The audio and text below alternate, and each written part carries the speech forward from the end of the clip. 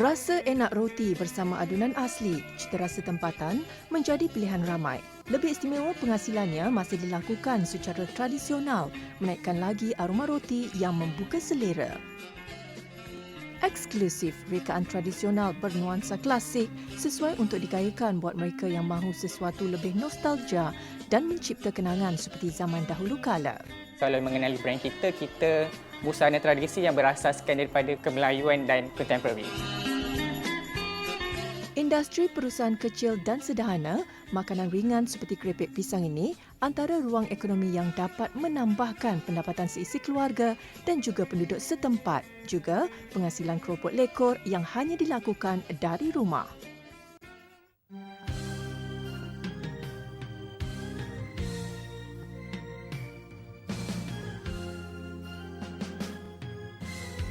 Elemen tradisional Melayu lama menjadi taruhan pereka muda Zahrin Jaafar. Kemunculannya di dalam industri fashion semakin menarik perhatian selebriti dan pencinta fashion sekaligus memberi pilihan buat mereka yang gemar berfashion.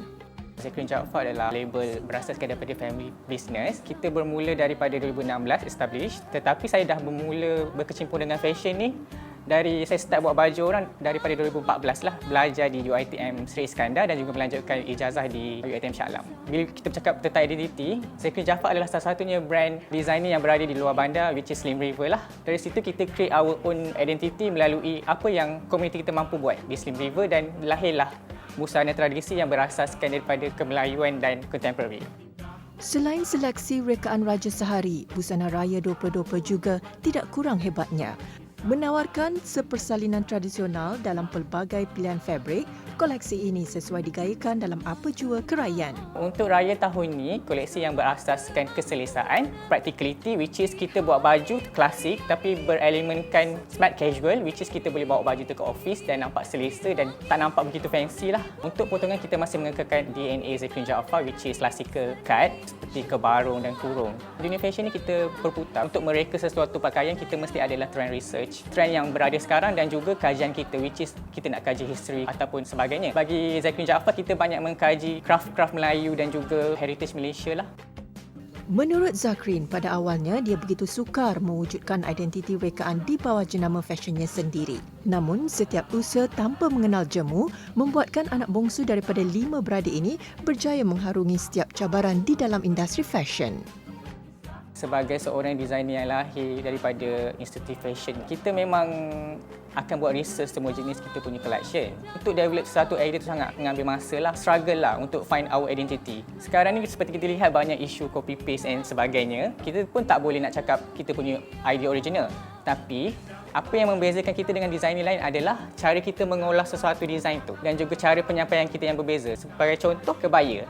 Kebaya adalah hasil ciptaan bangsa kita sendiri. Tapi macam mana kebaya tu kita nak bawa ke industri yang lebih future dengan identiti kita sendiri? Kita ada cara tu dengan membuat olahan dan kajian. Zahrin turut memfokuskan rekaan busana pengantin yang bernuansa klasik, terutama kepada bakal Raja Sehari yang mahu mengimbau kenangan seperti majlis perkahwinan dahulu kala.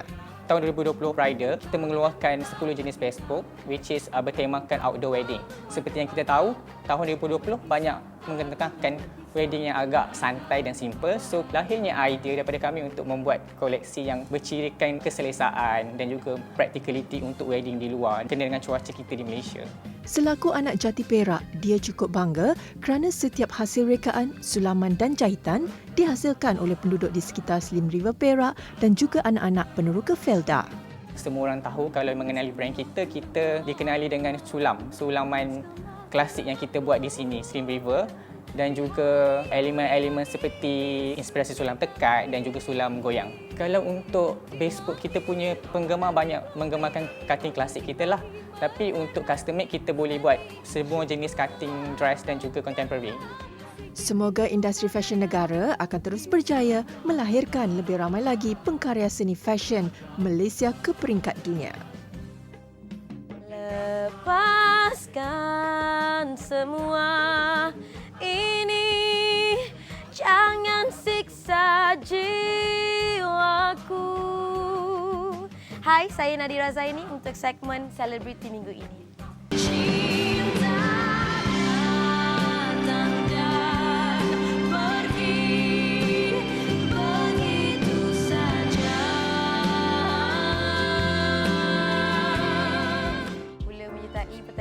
vokal Bukan Sekadar Rupa pada tahun 2012. Selepas itu, saya memasuki pertandingan Mentor Legend pada tahun 2014, 2015 macam tu. Mentor saya waktu itu Datuk Zainal Abidin, perkara yang dipesan. Menjadi seorang penyanyi ni bukanlah seorang yang mudah, dan menjadi seorang penghibur tu kita harus ada dalam setiap selebriti. Dan perkara yang saya tak dapat lupakan adalah saya bersama dengan kawan-kawan saya, rakan-rakan seperjuangan saya. Memang banyak cabaran di mana semua yang menyertai pertandingan tu ketika itu memang suara mereka sangat-sangatlah sedap.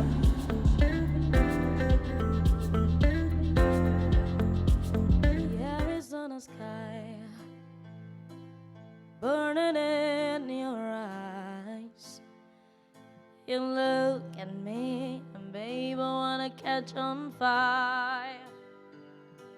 Selepas program Mentor Legend, saya ada je buat a few single. Tapi mungkin bukan nasib saya ketika itu. Saya menyepi seketika sebab saya nak improve daripada segi vokal saya, mental dan juga fizikal saya. Dan juga saya mula bernyanyi di lounge hotel. Hari-hari kita nyanyi lagu yang berbeza-beza. Dan membuatkan lagi saya seronok bila saya dapat belajar lagu-lagu baru. Untuk membuat persiapan lain, menjadikan Nadira ni kembali dalam industri, saya perlu mengumpul dana untuk membuat single saya. Semuanya hasil daripada titik peluh saya sendiri. Kegagalan bukan bererti tewas. Ia adalah lembaran baru untuk bangkit menuju kejayaan. Gadis kelahiran Mersing Johor ini tidak mengenal erti putus asa dalam usaha mencipta nama ke peringkat yang lebih jauh. We don't know how to rhyme, but damn we try. Selain daripada aktiviti menyanyi, saya juga ada pergi ke spa untuk mencantikkan diri, relaxkan diri. Kadang-kadang dalam sebulan 2 kali, rutin makanan, saya mengelakkan daripada makan makanan yang pedas. Bakat seni suara Nadira mula dikesan oleh bapanya sendiri ketika dia berusia 3 tahun. Masa tunggu 3 tahun tu, saya dah boleh menyanyi dan saya boleh berjoget dandut masa tu. Dan bapa saya cuba push saya untuk masuk pertandingan-pertandingan kecil waktu saya berusia 12 tahun.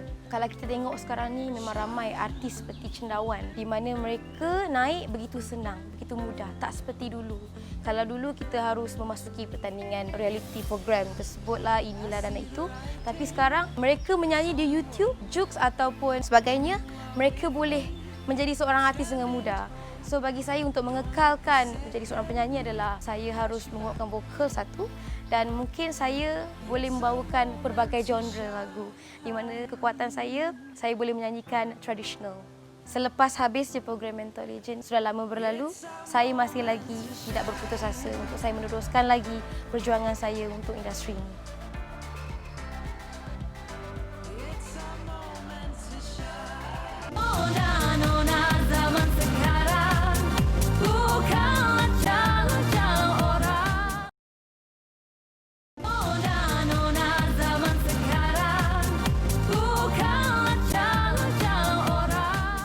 Kerepek pisang, salah satu produk makanan ringan yang cukup popular bukan sahaja di Malaysia, malah menjadi pilihan kudapan bagi penggemarnya di serata negara.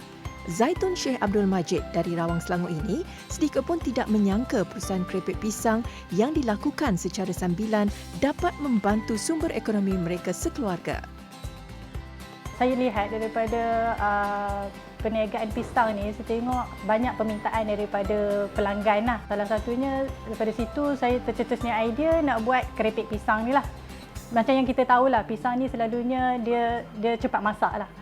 So untuk mengelakkan daripada pembaziran, daripada situ saya terfikirlah untuk membuat kerepek pisang lah. Meskipun sudah lebih 10 tahun, Eton Kerepek beroperasi, cara pemprosesan masih dilakukan secara manual. Kira-kira 1.5 tan pisang abu digunakan dalam seminggu untuk menghasilkan lebih 400 kg kerepek pisang.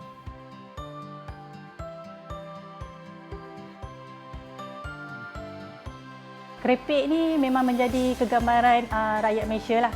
Waktu-waktu santai-santai kat rumah untuk jadi bahan kudapan-kudapan pagi, petang, siang, malam tu memang menjadi pilihan rakyat Malaysia lah untuk makan-makan.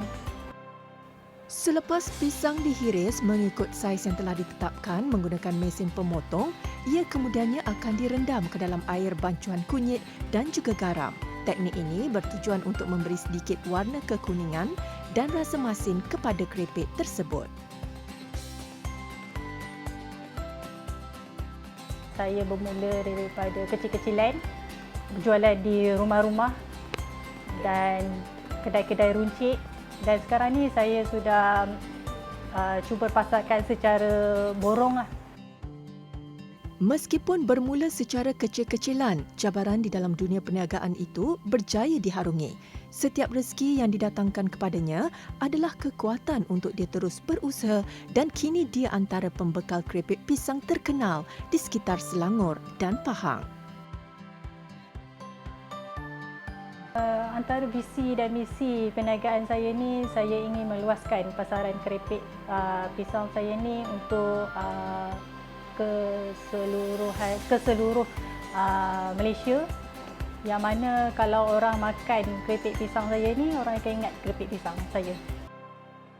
Dibantu dan mendapat sokongan suami menjadikan Zaitun lebih yakin dalam menjalankan perniagaan. Dia sentiasa bersyukur dan tidak lokek berkongsi ilmu dan pengalaman kepada golongan yang berminat dalam menghasilkan kudapan ringan ini.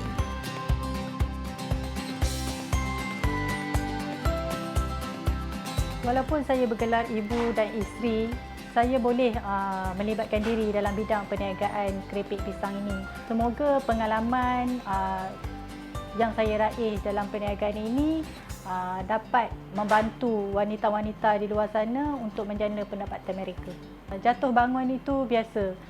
Jadi jangan takut mencuba sesuatu yang baru dan insya-Allah Allah akan membuka pintu rezeki untuk kita. Kesungguhan untuk mengubah nasib diri terletak kepada usaha yang tidak pernah mengenal erti putus asa.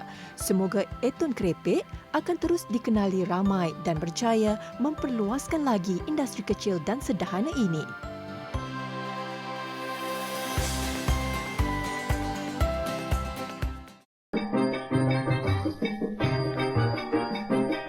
Sepanjang zaman, roti seringkali menjadi makanan yang popular di seluruh dunia.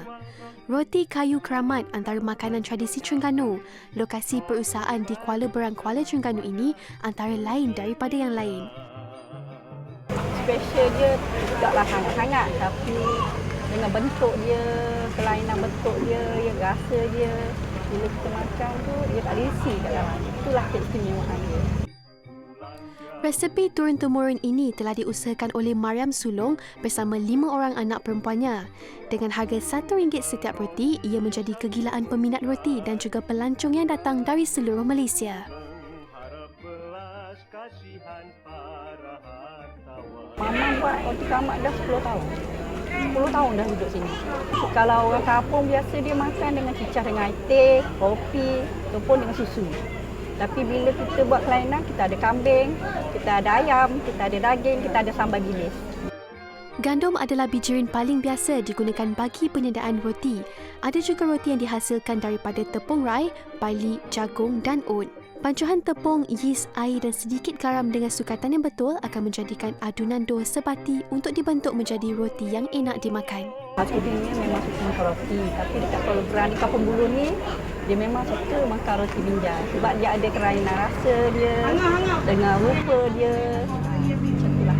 Dalamnya kalau pagi saya buatnya 600 biji, petang adalah dalamnya 300, macam tu je lah.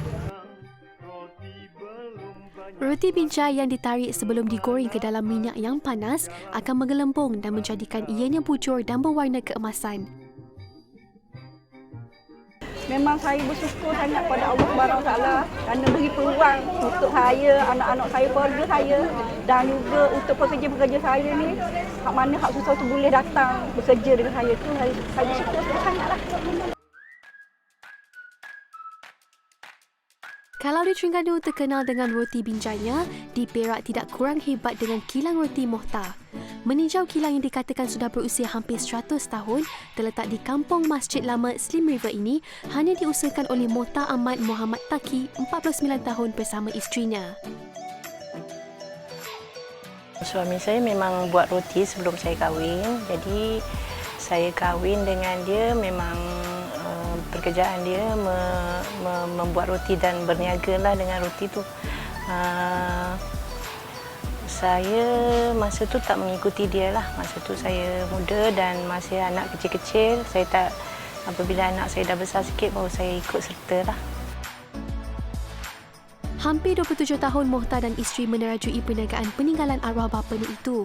Namun hanya satu kaedah saja yang dikekalkan, iaitu membakar roti menggunakan ketuhar tradisional batu bata dengan bahan bakarnya adalah kayu dan tempurung. Mungkin dapur tu saya ingat 70, 80 atau 90 tahun dah umur dia. Cuma kita orang bela lantai dia je. Lantai dia 7-8 tahun akan rosak. Jadi dia akan digantilah. Lepas itu bahan bakar dia lah. Bila dia pakai batu, jadi bahan bakar dia kayu, tempurung, apa-apa sajalah biasanya kayu tempurung lah. Sekarang ni saya susah dapat kayu, jadi saya gunakan banyaknya tempurung lah. Aroma roti bakar daripada ketuhar batu bata ini pasti membuka selera. Dibuat dan dibakar secara manual dan tradisional menjadikan roti mereka amat popular dan mendapat sambutan ramai.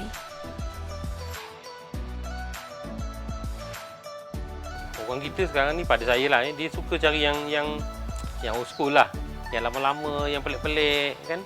Walaupun lah kalau tengok kan apalah sangat ni tak. Roti je pun. Roti ni memang buatan tangan. Kita tak guna mesin. Kemudiannya roti ni tiada bahan pengawet dan kita tak guna telur. Memang sesuai untuk vegetarian lah. Antara roti yang dijual adalah roti kacang merah, kaya, kelapa, roti bijan manis, roti margarin manis dan juga roti kosong bantal. Setiap satunya mempunyai rasa dan tarikan tersendiri, terutamanya roti margarin manis ini. Orang Malaysia memang suka makan roti. Kaum Cina India memang suka makan roti. Tapi bangsa Melayu pun memang suka makan roti juga. Orang sukalah kalau dapat roti tawar tu makan untuk malam untuk makan malam. Digelar dengan pelbagai nama seperti roti babu, roti tapah, roti panggali dan roti sedap.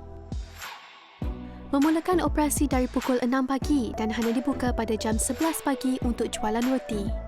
InsyaAllah lah satu masa nanti kan saya harap sangat, saya doa kalau anak-anak saya datang dan bantu saya, harap dia dapat majukan lagi, modernkan lagi dan kembangkan lagi kedai ni. Jadi satu legasi keluarga lah sebenarnya kan. Terima kasihlah siapa yang pernah datang beli roti saya. Terima kasih atas sokongan. Tapi kalau datang sini pun silalah singgah. Tak jauh je dari jalan besar tu. Kesedapan roti membawa kepuasan setiap kali dihasilkan. Dari Perak, tim Nona singgah pula ke Johor Bahru. Dengan katanya, kedai roti ini sudah lebih 80 tahun di sini, Salahuddin Bakery di Jalan Dobi sememangnya cukup terkenal. Lazimnya apabila orang ramai yang melalui jalan ini pasti singgah di kedai roti ini. Salahuddin Bakery ini bermula daripada arwah moyang saya daripada Sambun 1937. Sampai sekarang dah 81 tahun. Dia turun-temurun lah dari moyang ke atuk, lepas tu kepada ayah saya. Sekarang saya dengan adik-beradik saya yang menjaga.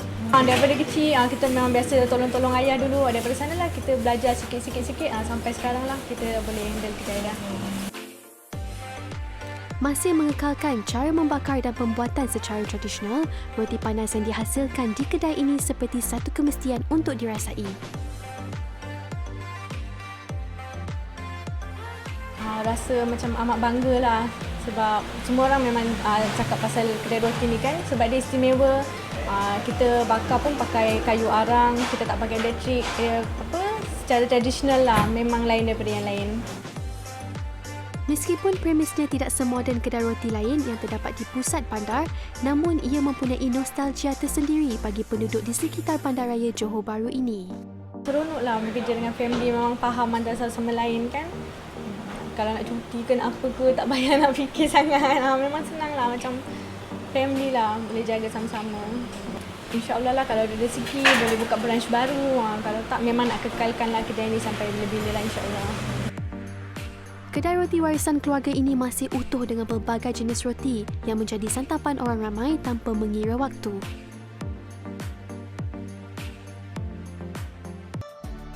Sudah tentunya tidak sah jika ke Johor Bahru kalau tidak makan roti kacang pol. Restoran Haji Pol ini sememangnya amat terkenal dengan resepi kacang pol dan roti tebalnya.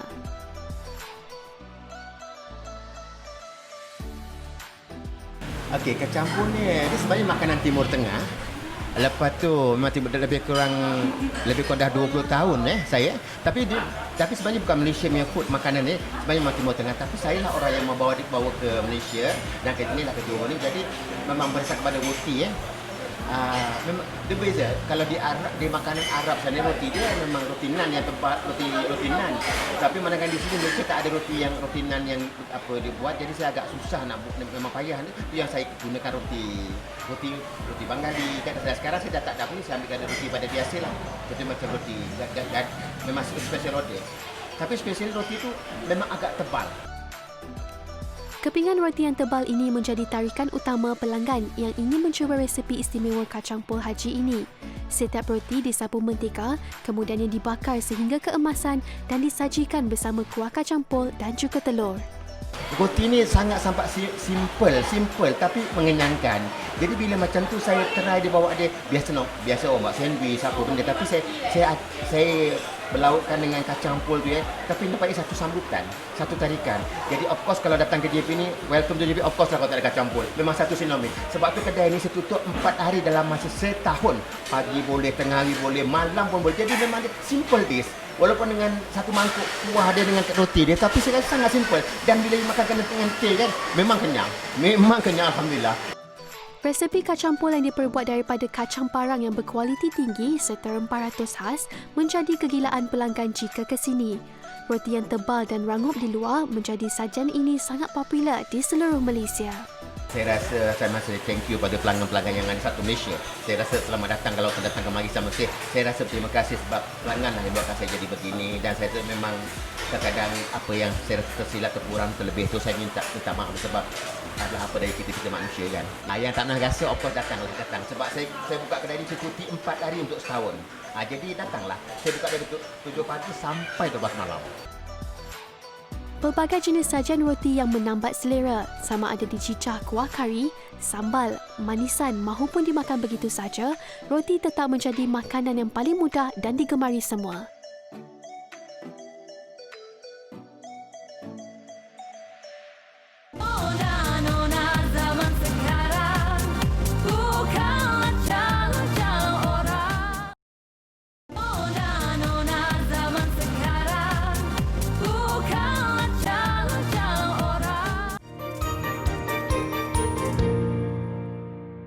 Fiza sekarang ini ingin kongsikan serba sedikit tentang produk terbaru dari Abbott, iaitu Similac IntelliPro. Susu rumusan kanak-kanak yang terbaru dalam rangkaian jenama Similac. Ia juga mengandungi antara minyak sayuran yang cukup unik, adunan mempunyai minyak bunga matahari, kaya dengan asid olik, ada juga minyak kacang soya dan juga minyak kelapa untuk penyerapan nutrien optimum seperti DHA+, 7 nutrien penting untuk menyokong perkembangan kognitif kanak-kanak. Ini adalah demi membesarkan individu pintar dan serba boleh yang bersedia untuk menghadapi cabaran dunia dan persekitaran mereka.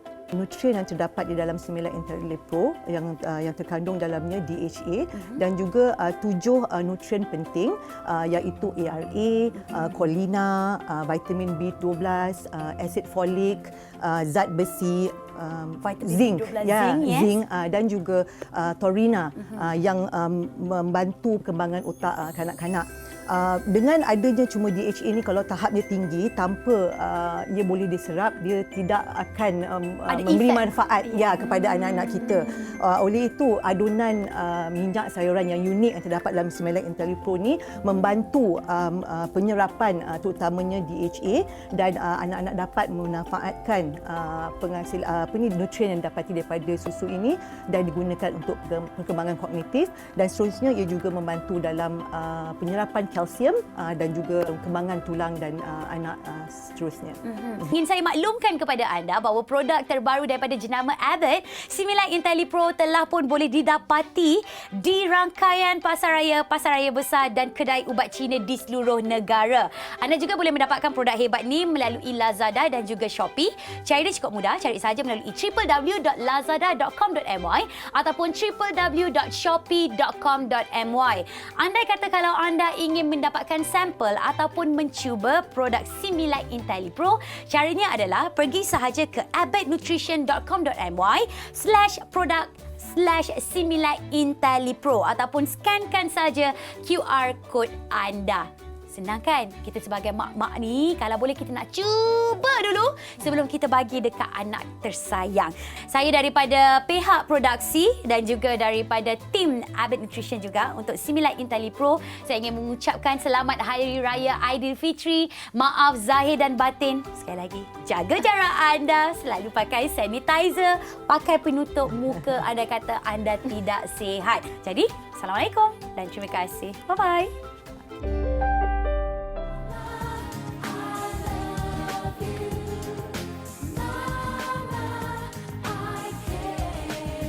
Pengorbanan bergelar ibu sesuatu yang perlu dihargai.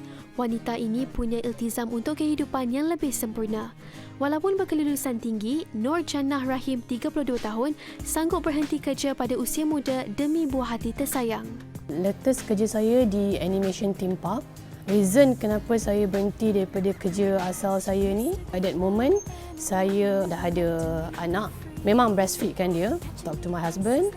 And that is the right time where saya rasa macam, oh, okay, I need to stop first. It's because of anak. Hampir 4 tahun bergelar suri rumah, ibu muda ini tidak hanya berpeluk tubuh, malah kini lebih selesa meneruskan legasi perniagaan keluarganya, Laksa Rahim Pining.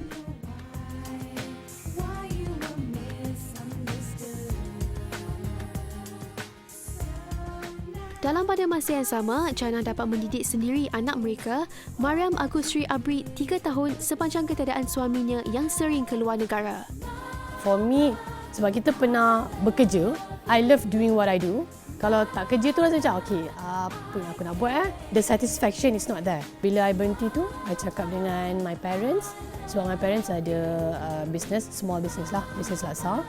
So I cakap tak apalah, I tolong bisnes diorang dulu. Tapi dah lama-lama, bila kita dah boleh handle that task, my parents cakap, tak apalah, Jannah handle lah semua.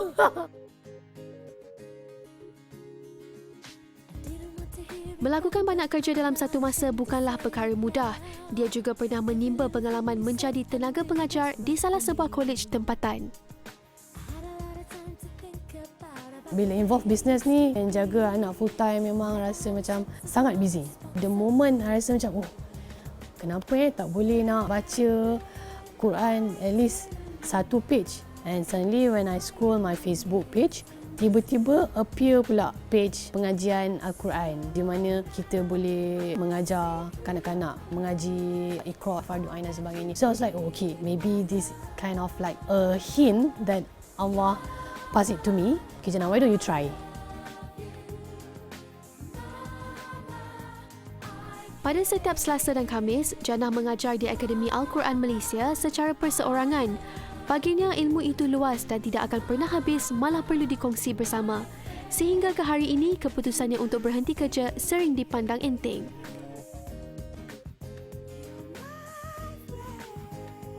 Ada beberapa mulut-mulut yang sampai di telinga saya, Jannah belajar tinggi-tinggi tapi tak kerja, duduk rumah. I mean, janganlah macam terlalu mengecilkan skop minda kita di mana bila wanita-wanita yang berpendidikan atau berkerjaya ini berhenti disebabkan untuk jaga anak. Dia ada cara yang lain dan memberi sepenuh perhatian kepada anak dia. Dan maybe juga dengan pendidikan yang dia ada, dia boleh buat online business. Abaikan apa yang orang cakap because orang tak ada kat tempat kita. We know best for us. Kita buat apa yang perlu kita buat. Kita jangan buat untuk membahagikan orang lain. Anak ketiga daripada 4 beradik ini tidak mudah menyerah kalah, malah dia harus bijak membahagikan masa. It depends on you. Okay, how do you manage yourself and how you determine enough untuk be what you want to be. So pengorbanan tu memang kena ada. Tapi kita kena cari something yang buat kita rasa satisfied. Mungkin ada setengah yang mengatakan bahawa Allah tak sempat lah nak buat ni, tak sempat lah nak buat ni because of anak ni semua.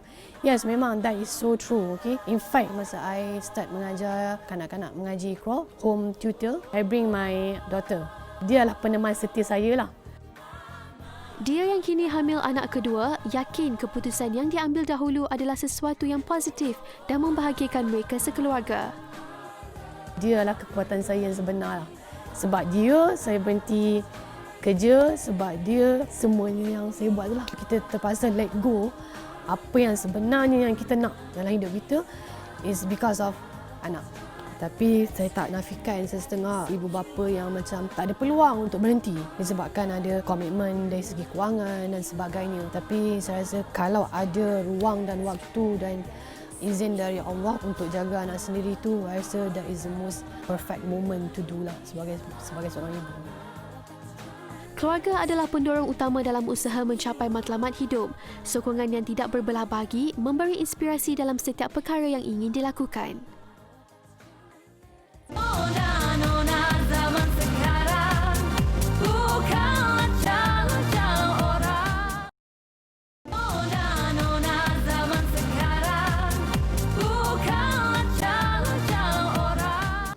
Hanya RM1, jualannya itu mampu mencecah RM3,000 hingga RM4,000 seminggu.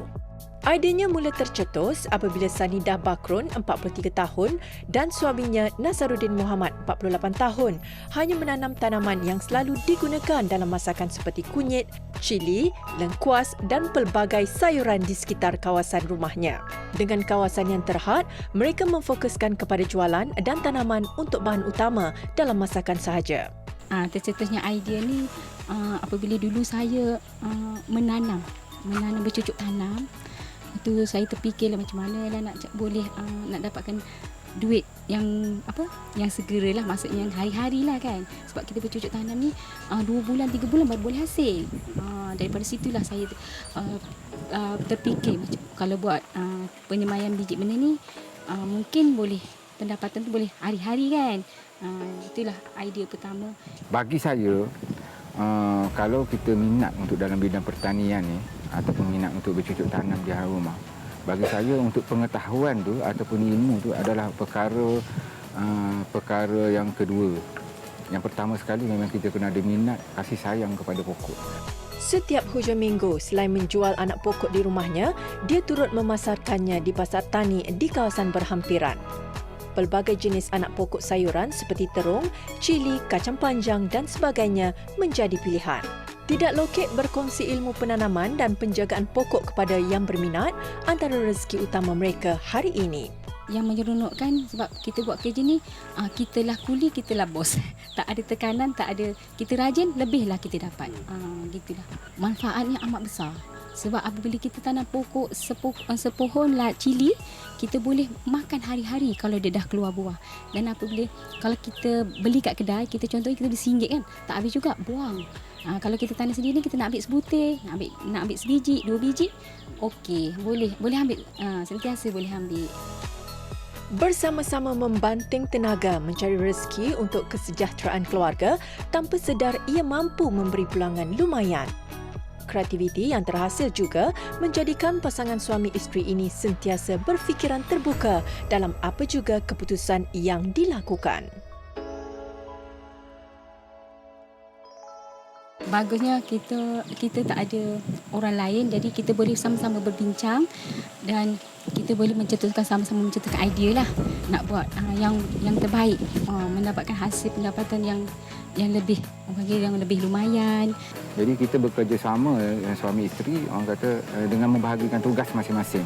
Selain tanaman popular, mereka juga turut menjual pokok yang sukar ditemui. Contohnya senduduk putih yang berkhasiat dalam membantu merawat pelbagai jenis penyakit. Usaha dan kesungguhannya itu, jika dimanfaatkan sebaiknya, akan memberi rezeki yang berlipat ganda. Keseronokan berkongsi ilmu juga seperti kepuasan yang boleh dikongsi bersama. Kita rasa kalau rajin, rezeki itu ada di mana-mana. Sentiasa kreatif dan mahu sesuatu, orang kata yang boleh menjadikan dia sumber pendapatan. Saya rasa tak ada masalah.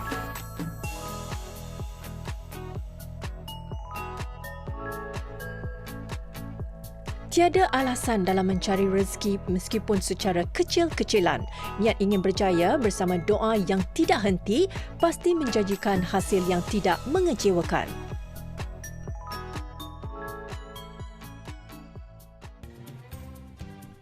Mengenangkan kehidupan yang kurang berkemampuan lebih sedekat lalu, siapa sangka kini dia sudah memiliki empayar perniagaan sendiri hanya dengan mengusahakan keropok leko.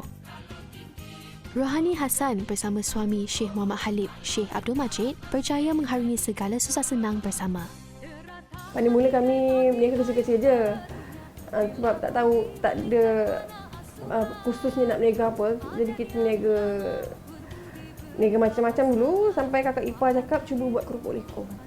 Masa dia cakap tu kita cuba ambil produk daripada luar dan kita pasarkan keropok orang. Lepas tu kita dapat peluang khusus daripada oleh Mardi. Dan setelah kita balik daripada kursus, kita cuba buat produk, memang tak jadilah pada permulaannya. Lepas tu alhamdulillah dengan adanya berkat isteri kita tu yang banyak membagi ilmu, tunjuk ajar sikit sebanyaklah. Kita bertukar-tukar pandangan lah dalam bidang proses keropok tu kan. Jadi kita cuba alhamdulillah. Sekarang ni saya dah ada dalam 7 ke 6 produk yang saya dah keluarkan. Kini sudah hampir 11 tahun, keropok leko Hulu Langat beroperasi dan pasangan suami isteri ini berjaya memiliki sebuah kilang pembuatan keropok leko bertempat di Rawang, Selangor. Kami mulakan dengan keropok leko ni cuma 2 jenis. Tapi bila makin lama perniagaan tu, permintaan keropok ni dah banyak dan dia berkembang jadi pelbagai jenis. Dulu ada 2 jenis, sekarang sudah ada 6 jenis keropok. Yang pentingnya ikan tu mesti ikan yang bermutu lah. Ikan kita tak pakai ikan yang lama-lama, contoh ikan yang orang tak guna belen-belen ke tak. Saya memang order ikan khas untuk membuat keropok leko ni. Saya buat pakai ikan tamban. Sebab kita tak campur ikan-ikan lain lah. Kita pakai hanya ikan tamban. Ikan tamban semestinya menjadi pilihan utama Rohani dan suami dalam memastikan keropok yang dihasilkan sedap dan enak. Proses pembuatan keropok leko Hulu Langat ini dilakukan setiap hari dari jam 8 pagi membawa ke tengah malam atas permintaan yang memberansangkan dari seluruh negara. Membina empayar perniagaan bersama suami adalah satu kelebihan. Antaranya tiada limit masa. Kita boleh berbincang dekat mana sebab kita sentiasa berdua. Lepas tu boleh kongsi masalah perniagaan, kita punya production. Pendek katanya ia memudahkan banyak urusan. Kita susah senang sama-sama kan. Rohani percaya jika menghasilkan sesuatu yang enak buat pelanggan akan memberi kepuasan kepada mereka. Meskipun bermula hanya secara kecil-kecilan dan mengharungi pelbagai dugaan, kini dia berasa selesa dengan rezeki yang dilimpahkan. Dalam dunia perniagaan ini banyak cabaran dan dugaannya. So kita kena fokus dan banyak bersabar. Dan syukur alhamdulillah sudah lebih 11 tahun saya dalam bidang pemprosesan keropok leko dan produk kami sudah sampai ke seluruh Malaysia, Sabah, Sarawak dan Brunei. Setiap kali saya pergi satu-satu tempat tu, saya dapat tengok keropok saya ada di situ. Jadi saya rasa berbangga sangat. Alhamdulillah saya rasa produk saya ada di situ. Dibantu dan mendapat sokongan daripada suami menjadikan Rohani lebih yakin dalam menjalankan perniagaan ini. Kejayaan tidak membuatkan wanita ini lupa diri, sebaliknya dia sentiasa bersyukur dan tidak lokek berkongsi ilmu dan pengalaman kepada mereka yang berminat dalam menjalankan perniagaan keropok leko. Alhamdulillah, sekarang ni produk saya dah cecah lah satu hari dalam 2,5 tan macam tu. Jadi kalau waktu siang kita target dalam 1 tan keluar keropok, kita proses dalam 1 tan. Sebelah malam pula kita akan proses dalam 1,5 tan macam tu. Pasal malam ni saya rasa paling baiklah bagi saya sebagai peniaga memproses keropok leko ni sebagai kita kata promosi kita. Dan saya dapat berinteraksi dengan pelanggan tu secara berdepan kan. Tidak mengenal kegagalan atau putus asa dalam melaksanakan impian menjadi usahawan berjaya, akhirnya tercapai.